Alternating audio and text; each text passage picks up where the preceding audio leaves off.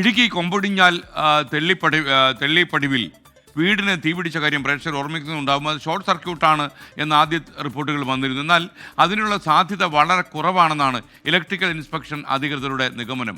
അപകടത്തിൽ 4 അംഗ കുടുംബം മരിച്ചു എന്ന കാര്യം മറന്നുപോകരുത്. വിശദമായ ഇൻസ്പെക്ഷൻ റിപ്പോർട്ട് കിട്ടിയ ശേഷം തുടർ നടപടി ഉണ്ടാകുമെന്ന് വെള്ളത്തൂവൽ പോലീസ് അറിയിക്കുന്നു. രാഹുൽ വിജയൻ ഇടുക്കിയിൽ നിന്ന് ടെലിഫോണിലുണ്ട്. Good morning Rahul Vijayan. യഥാർത്ഥത്തിൽ ഈ ഷോർട്ട് സർക്യൂട്ട് അല്ലെങ്കിൽ പിന്നെ എന്ത്? അത് തന്നെയാണ് വലിയ ചോദ്യം.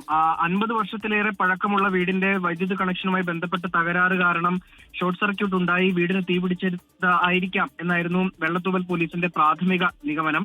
എന്നാൽ അങ്ങനെയല്ല എന്നുള്ളതാണ് ഈ ഇലക്ട്രിക്കൽ ഇൻസ്പെക്ഷൻ അധികൃതർ നടത്തിയ പരിശോധനയിൽ പ്രാഥമികമായിട്ട് കണ്ടെത്താൻ കഴിഞ്ഞിരിക്കുന്നത്. ഷോർട്ട് സർക്യൂട്ട് ആണെങ്കിൽ ഈ വീട് ഒറ്റയടിക്ക് പൂർണ്ണമായും തീ പടർന്ന് അഗ്നിക്കിരയാകില്ല എന്നുള്ളത് ഈ റിപ്പോർട്ടിൽ പറയുന്നുണ്ട്.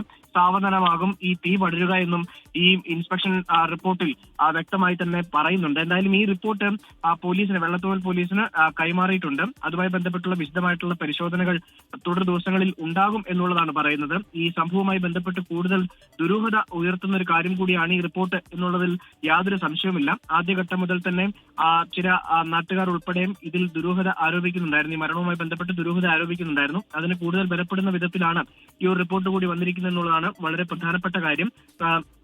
കഴിഞ്ഞ ഒരാഴ്ച മുമ്പാണ് ഒരു കുടുംബത്തിലെ 4 പേർ, പൊന്നമ്മയുടെ മകൾ ശുഭ, അഭിനവ് എന്നീ 2 കുട്ടികൾ അടക്കം 4 പേർ അഗ്നിക്കിരയായി മരിച്ചത്. ഇവരുടെ പോസ്റ്റ്മോർട്ടം റിപ്പോർട്ട് ഉൾപ്പെടെ ഇനിയും വരാനുണ്ട്. അതുൾപ്പെടെ പരിശോധിച്ചുകൊണ്ടായിരിക്കും ഈ തീപിടുത്തവുമായി ബന്ധപ്പെട്ടുള്ള കൂടുതൽ നടപടികളിലേക്ക് വെള്ളത്തൂവൽ പോലീസ് പോവുക. എന്തായാലും വിശദമായിട്ടുള്ള അന്വേഷണം ഉറപ്പായും നടത്തും എന്നുള്ളതാണ് പോലീസ് വ്യക്തമാക്കുകയും ചെയ്യുന്നത് ഈ ഘട്ടത്തിൽ. Thank you Rahul Vijayan.